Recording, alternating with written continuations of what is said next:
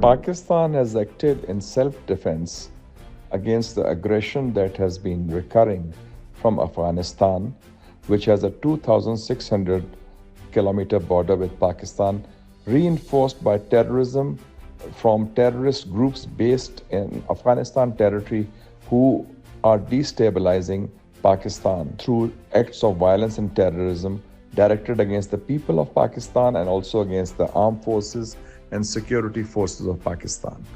Pakistan has been using the option of diplomacy, direct negotiations, and also of having talks through friendly countries like Turkey.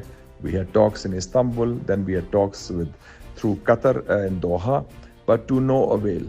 So when this situation has arisen, that almost every act of terrorism that has taken place in Pakistan in the last 3 months, their roots, their sources, their masterminds can be traced back to Afghanistan. And Afghanistan's regime, the Taliban regime, has not put any leash on these terrorists.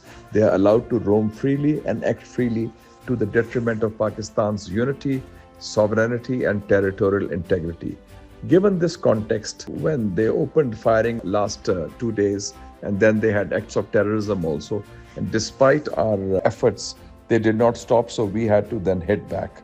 And we had to hit back hard because that is what it is, like any other country. As Azerbaijan was defending its sovereignty against Armenian aggression and Armenian acts of violence in violation of international law, so Pakistan did the same as any other country would have done, as Azerbaijan did in the case of Armenian aggression.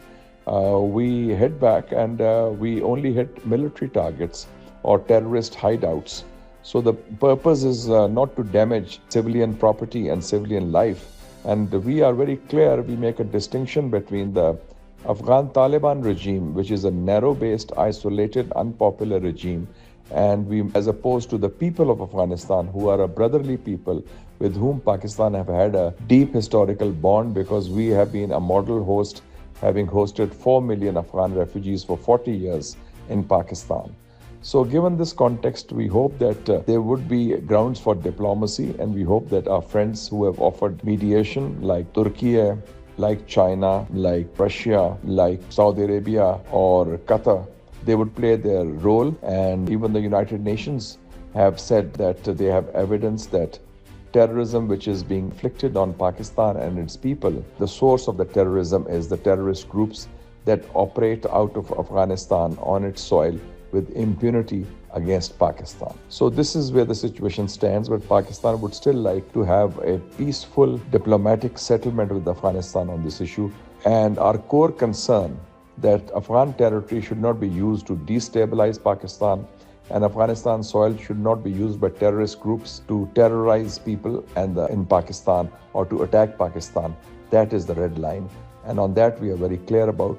And we hope that after this situation, there can be some diplomacy and negotiations that can lead to a durable settlement, promoting peace and security both of Pakistan and of Afghanistan and the people living in the two countries, because we have a 2,600 kilometer border between these two countries.